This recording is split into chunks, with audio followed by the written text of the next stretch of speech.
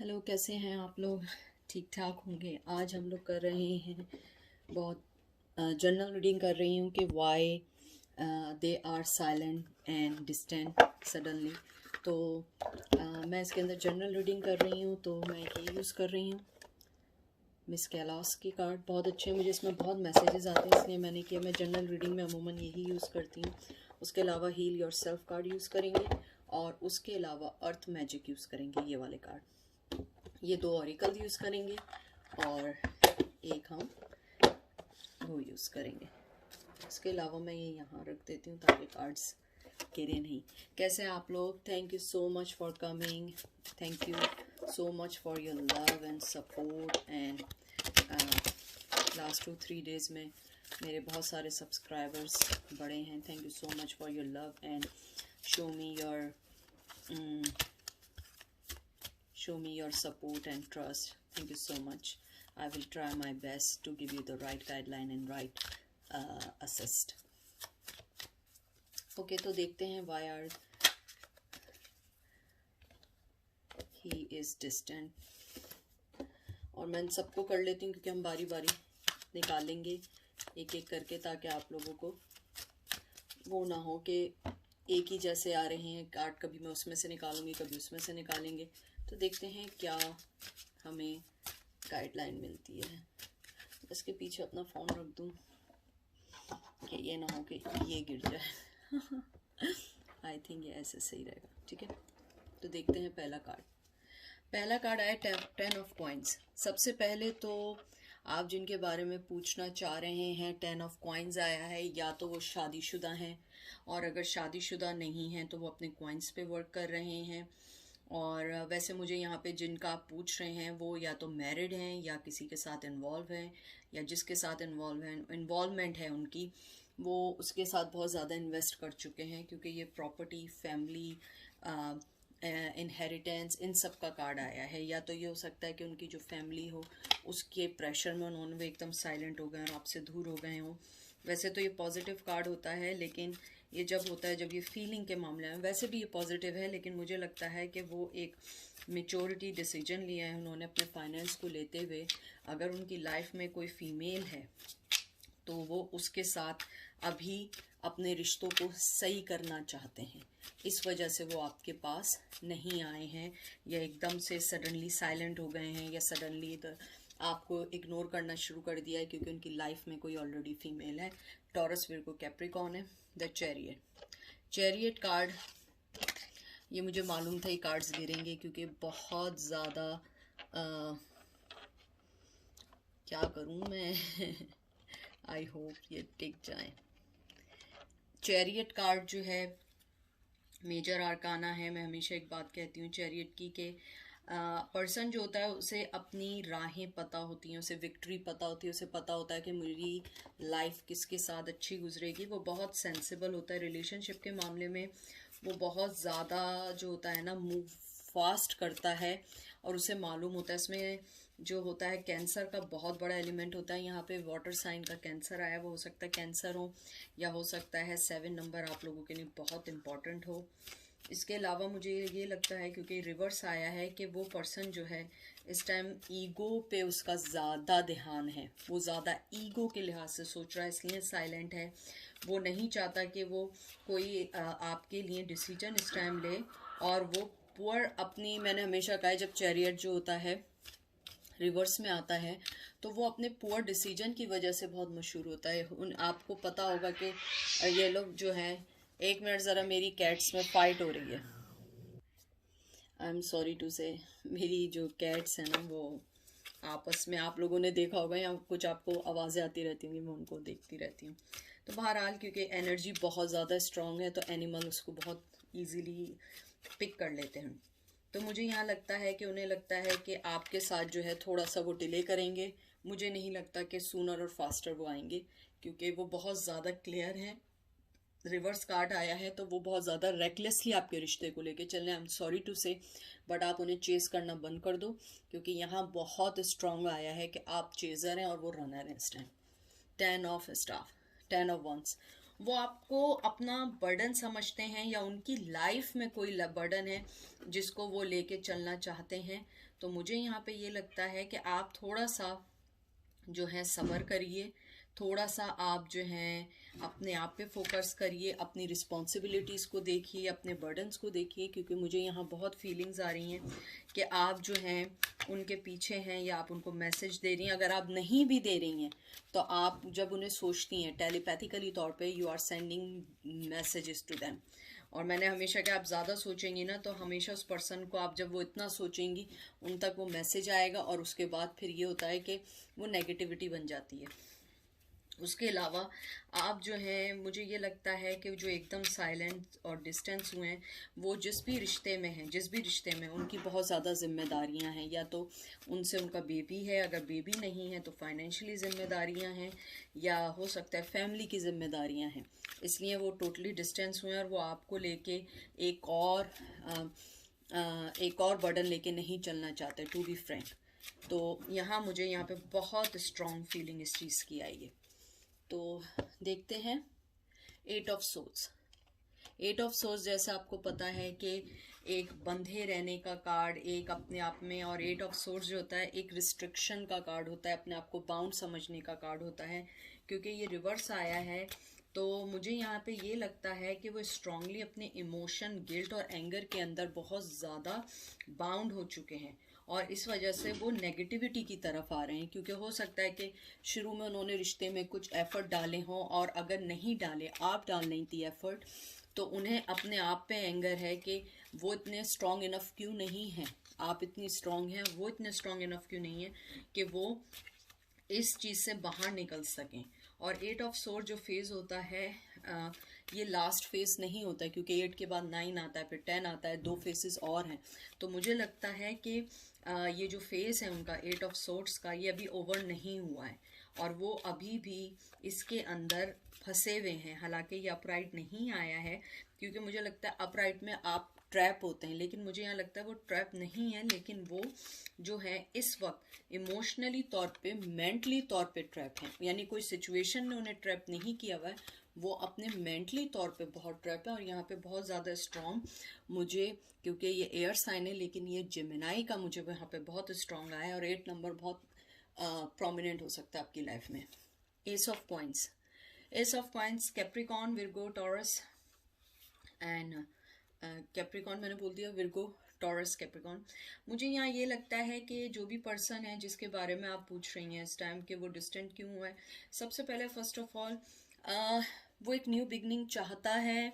और ये क्योंकि पॉजिटिव कार्ड आया है, मुझे यहाँ पे सबसे ज़्यादा ये चीज़ लग रही है कि उनके लिए आपके दिल में कोई ऑफ़र है, टू बी फ्रैंक।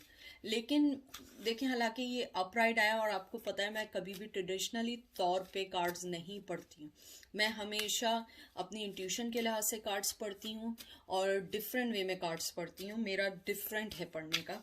मुझे लगता है उनके पास आपके लिए ऑफ़र है, लेकिन वो अभी देना नहीं चाहते, वो बिल्कुल देना नहीं चाहते हैं, क्योंकि इस टाइम जो है उनको जो है उनका जो डिज़ायर है लाइफ का वो अपने आप को सेट करने का है, और वो जो है सेट करने का देखिए। और उसके साथ ही मेरे हाथ में ये कार्ड आया है खुद ब खुद 3 ऑफ सोर्ड्स।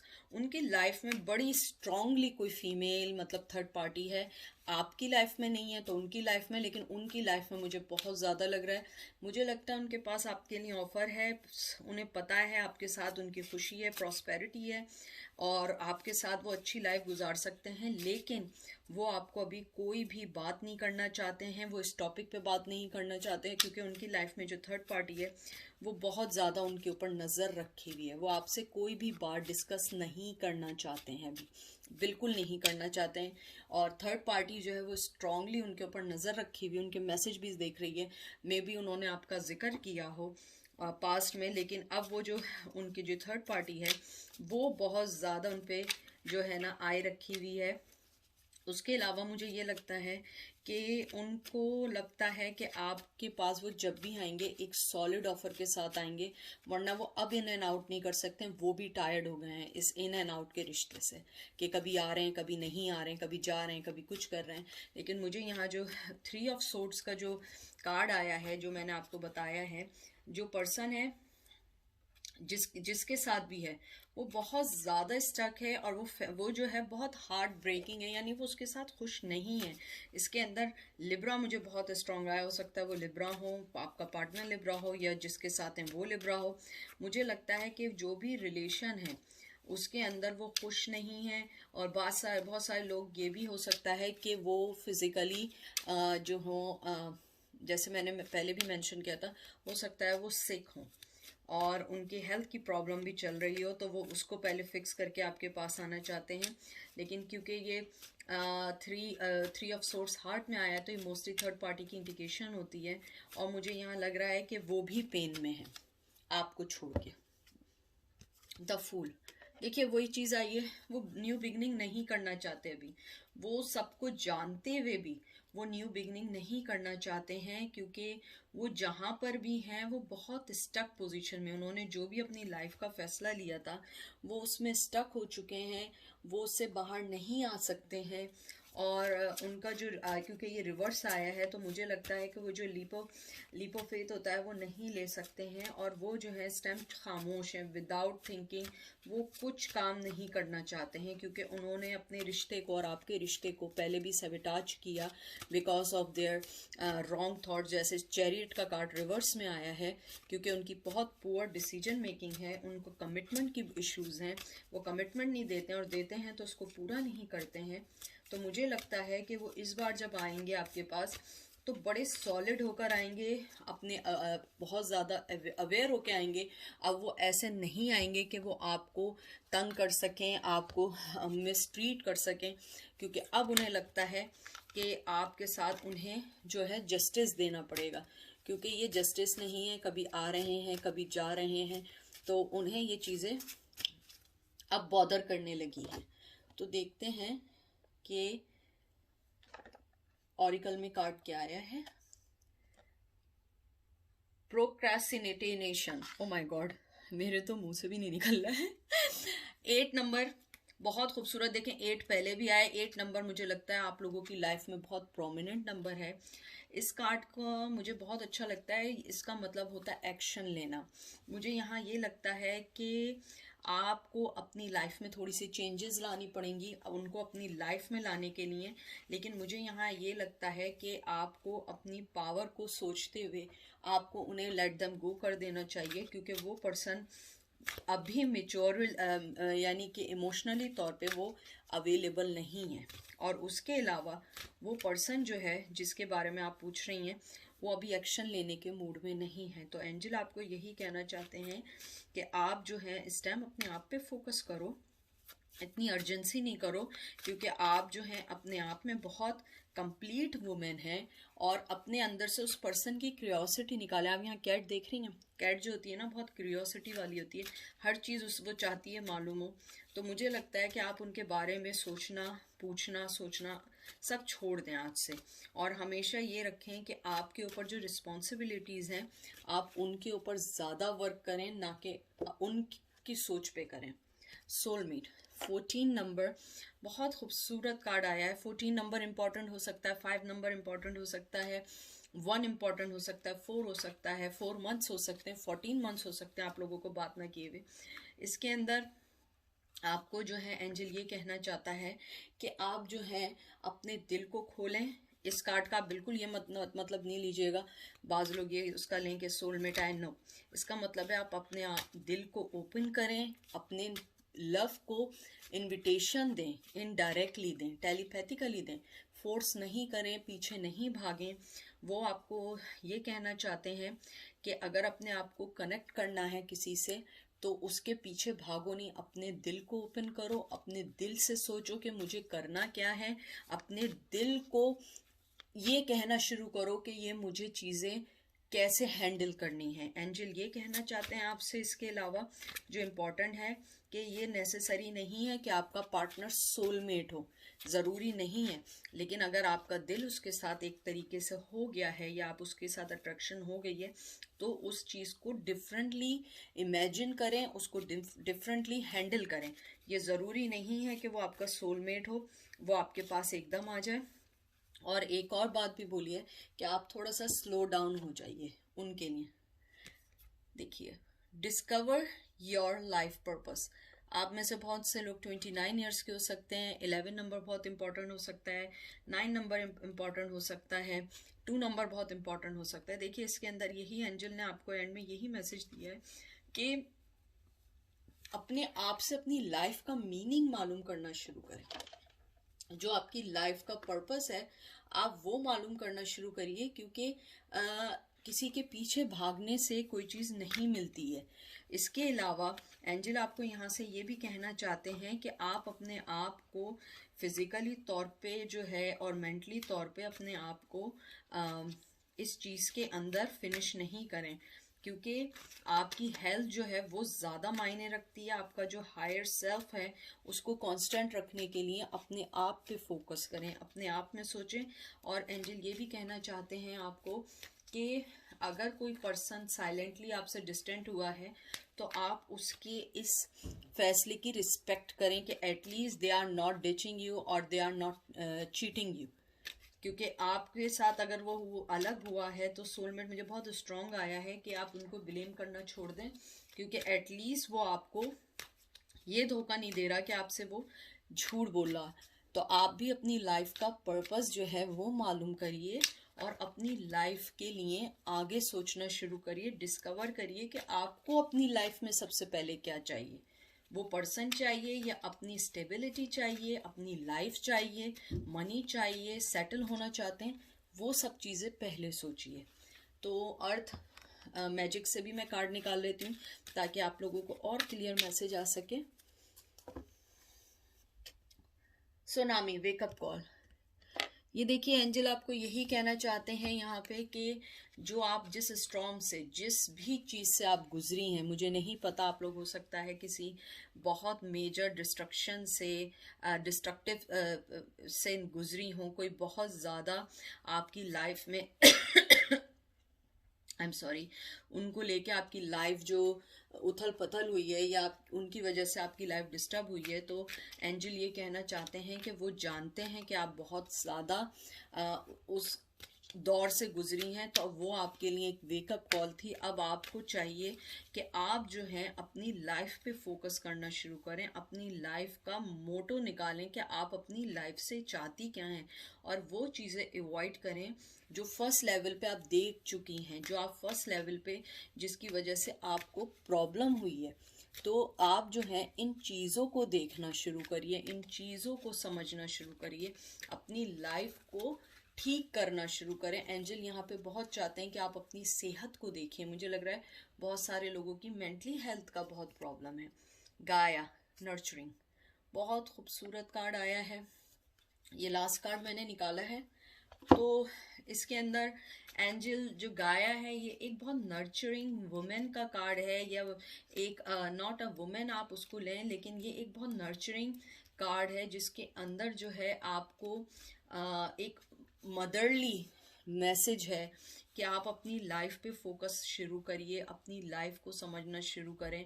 और मुझे यहाँ पे बहुत सारी ये भी फीलिंग आ रही है कि अगर आप मदर हैं और आप अपने बच्चों को इस टाइम फुली तौर पे उनको सपोर्ट कर रही हैं, तो एंजल आपसे बहुत ज़्यादा हैप्पी हैं कि आपने अपनी मदरली ड्यूटीज़ को बहुत अच्छे से निभाया है। आपने अपनी मदरली जो भी आपके इर्द गिर्द हैं अगर आप उनकी टेक केयर कर रही हैं तो उसके लिए भी आपको एंजल्स बहुत बहुत एडमायर करते हैं। और वो ये कहते हैं कि अपने अंदर की जो भी आपके अंदर की मोहब्बत है और इवन उस पर्सन के लिए भी मोहब्बत है, वो बहुत सिंसियर है, वो अंडरस्टैंड करते हैं, लेकिन ज़रूरी नहीं है कि हर आदमी आपको मिले। मैं लास्ट कार्ड निकालती हूँ क्योंकि मुझे पता है कि मेरे जो व्यूवर्स हैं उन्हें चाहते हैं कि एक कार्ड निकालें कि उनकी करंट फीलिंग आपके टूवर्ड्स क्या है। यानी ये तो हमें पता लग गया है कि वो इस टाइम बहुत ज़्यादा स्टक हैं अपनी पर्सनल लाइफ को लेके, लेकिन मैं देखना चाहती हूँ कि उनकी करंट फीलिंग क्या है। किंग ऑफ कॉइन, देख लीजिए लास्ट कार्ड भी वही आया है कि वो पर्सन जो है, यहाँ पे बहुत ज़्यादा अर्थ की एनर्जी आई है, किंग ऑफ कॉइन आया है। मुझे यही लगता है कि जो भी पर्सन आप जिसके बारे में पूछ रहे हैं वो बहुत ज़्यादा जो है अपनी अपने पेंटिकल्स के ऊपर लगा हुआ है, वो अपनी जेनरोसिटी की वजह से कहीं फंस गया है। हो सकता है कि वो बहुत ज़्यादा विजनरी मैन हो और उसके प्लान्स जो हैं वो वर्क करते हों, लेकिन पुअर डिसीजन की वजह से वो स्टक हो जाते हैं। तो मुझे यहाँ लगता है कि वो इस टाइम जहाँ पर भी हैं वो अपने फाइनेंस पे ध्यान दे रहे हैं, और अगर फाइनेंस की वजह से नहीं है तो जो फैमिली उन्होंने बनाई है वो उस पर ध्यान दे रहे हैं। और इसलिए वो चुपचाप चले गए कि राइट नाउ उनके पास आपको देने के लिए कुछ भी नहीं है, कुछ भी नहीं है, इसलिए वो खामोशी से मूव ऑन हो गए। तो ये थी, बहुत शॉर्ट मैंने की थी कि वो साइलेंटली क्यों चले गए कुछ बोले बगैर, और एकदम क्यों खामोश हो गए। तो ये आज की रीडिंग थी। थैंक यू सो मच आपके आने का। इंशाल्लाह ज़िंदगी रही तो मैं फिर आऊँगी आप लोगों के लिए रीडिंग करके, और अगर ज़िंदगी नहीं रही तो ये आखिरी है मेरा रीडिंग यहाँ पे। अपना बहुत बहुत सारा ख्याल रखिएगा, क्योंकि एमी आप लोगों से अनकंडीशनल लव करती है और हमेशा करती रहेगी। बहुत अपना ख्याल रखिएगा। Thank you.